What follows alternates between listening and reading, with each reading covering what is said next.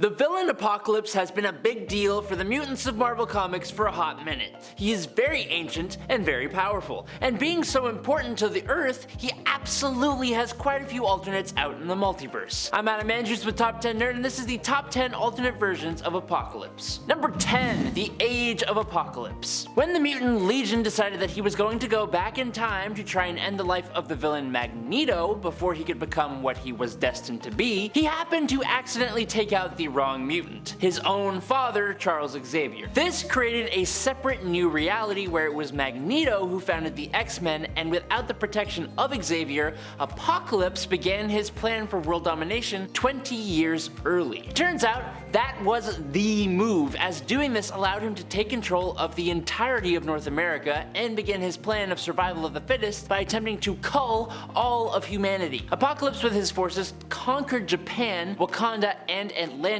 destroyed half of South America and Central America, and took out almost all mutants with telepathic or time travel abilities. With the help of his new horsemen, Mr. Sinister, Abyss, Mikhail Rasputin, and his son Nemesis, Apocalypse ruled over America while trying to defeat his only real resistance, the X-Men and the European Human High Council. He eventually managed to capture Magneto and his son Charles, although the rest of the resistance was able to break into Apocalypse's citadel in the ruins of Manhattan. With his last bit of strength, Magneto, furious at Apocalypse for terrorizing the world, magnetically tore his body in half, and it was so cool. I'm leaving out a lot, but the Age of Apocalypse is pretty huge, and I've only got like a minute here, so we're moving on. Coming in at number 9, it's the Manga Verse. In Marvel's arguably underrated Manga Verse, Apocalypse is the main enemy of the Avengers, and really, the whole entire world. His main goal, instead of survival of the fittest, was to straight up cleanse the world of the weak that were draining the world of its resources to maintain their pathetic lives. So similar,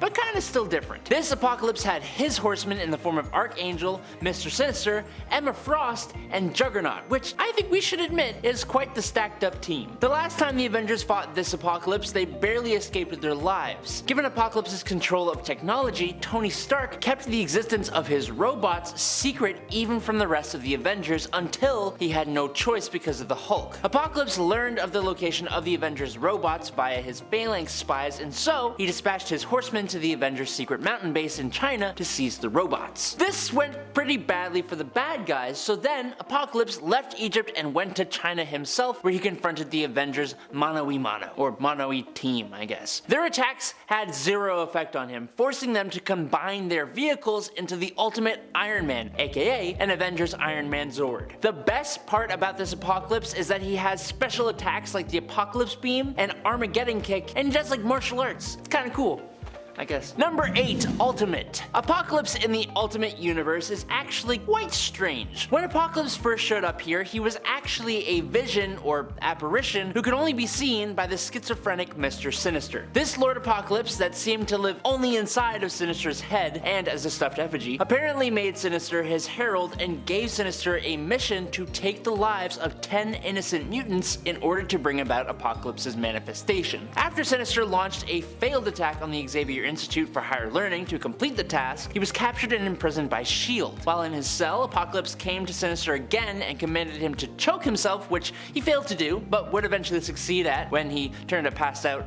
in the afterlife with his t-shirt lodged in his throat. Kinda bad. But that was all actually a ruse. Apocalypse was pleased by Sinister's ability to get out of custody, and so he managed to return Sinister to life, and so Sinister set out again to eliminate mutants in order to obtain the 10 he was supposed to get for his master in the first place. A number of these he accomplished when he launched an attack on the Morlocks in their home, and when the X-Men arrived as his final offering to Apocalypse, Sinister took the life of Angel, even though the X-Men tried their best to stop this. Having completed his mission, Sinister then just rose up into the air and then up to the surface of New York, where he physically transformed into Apocalypse. It turns out he was not crazy at all, not by a long shot, as Apocalypse proved more than capable of taking on the X-Men and the Morlocks with with his ability to steal other mutant powers and disable them. He ripped off the arm of Wolverine and caused the mutants in the city to all begin attacking each other and the other heroes. The Fantastic Four showed up but were attacked by the controlled X-Men, and eventually, thanks to carefully thought out plans by Cable and Bishop, plus some intervention by Jean Grey as the Phoenix, a complete catastrophe was avoided and Apocalypse was defeated. Boom. That was long. Number 7. Earth 4935. As some of you may know, Apocalypse and the mutant Nathan Summers, aka Cable, have a lot of history together. When Nathan was a freshly born little bean, he was infected with the techno-organic virus by Apocalypse as a test of his worthiness to become a host for Apocalypse. When the X-Men fought off Apocalypse and recovered Nathan, Cyclops begrudgingly agreed to send Nathan away to the future with the hope of him being cured. Earth 4932, or Earth Ascani, is that future. Taking place in the late 36th century where Apocalypse ruled the entire Earth, Nathan arrived and he was immediately cloned just in case he could not be saved. When this Apocalypse found out that Nathan was in the present day, he sent out his forces to capture Nathan, but he had actually taken the clone instead. That clone would be raised up by Apocalypse with the hopes of him becoming the next host body for Apocalypse. Apocalypse named that clone Strife, after a villain he fought in the modern day, who was actually an adult version of this kid, which really confuses things kind of, just a tiny bit. Since his current body had grown old and feeble, Apocalypse raised Strife to be extremely powerful as he planned to transfer his consciousness and power into Strife's body. Now, the real Nathan, who was being raised to be Cable by Jean Grey and Cyclops in this future world, ended up disrupting Apocalypse's plan, with the teenage Cable defeating this old and decrepit Apocalypse in combat. Number 6. AD 3167. In this alternate reality, which appeared in Extraordinary X-Men number 11 from June 2016, Apocalypse showed up in the 21st century, bringing with him the Great Trials. This event saw the end of entire civilizations and races on Earth and left only the Atlanteans, the Inhumans, an AI race known as the Stark Self, the Wakandans, the Mystics, and the Maloids, and they all lived under Apocalypse's rule on Omega World. This was a huge structure composed of bubble worlds that preserved what little remained of Earth after Apocalypse's ascension. The part that will blow your mind is that Omega World itself, the entire structure, is Apocalypse. He still had a human form, and that essentially functioned as the Omega World's heart, keeping the whole place functional. At the same time, his horsemen functioned as Omega World's antibodies, being sent out to cleanse the structure of anything that could harm their master. The mutant Colossus and a bunch of young mutants were transported to this world, where Colossus was captured and became another of Apocalypse's horsemen. Apocalypse was now after an ark being held by the mutant kids that contained thousands of mutant embryos. But he should have left it alone because it got him a good old sword in the back by the end of the story, so sucks to suck. Number 5. Dark Ages. In this alternate Earth, after a battle with an ancient galaxy-attacking robot called the Unmaker in the core of the Earth, because that's where battles take place, I guess, Doctor Strange opened a portal that created an EMP that would defeat the Unmaker, and this totally worked, but Strange died before he could close the portal. This resulted in an absolutely humongous EMP that shut off all of the electricity on Earth. Now this led to various wars in the post-apocalypse, taking out tons of people, and eventually, after things calmed down a little bit, people lived in various little tiny communities, surviving against attacks from vampires and werewolves and all that fun stuff. In Europe, however, the mutant apocalypse had taken over, and using the Purple Man, he brainwashed geniuses from around the world and then began attempting to reawaken the Unmaker for his own villainous deeds, causing all of Earth's heroes to band together to try and bring him down. Number 4. House of M. There was a small chunk of time in Marvel Comics where the Scarlet Witch went just a tiny little bit out of whack and maybe changed all of reality to make Magneto the ruler of the world. With a mutant like Apocalypse running around though, Magneto would have some competition. Apocalypse in this reality met Magneto after a group of his mutants were taken out by Sentinels, and he proposed an alliance. But that didn't last very long, as Apocalypse disapproved of Magneto's mercy towards humanity and those who Apocalypse considered weak and unworthy. The two fought,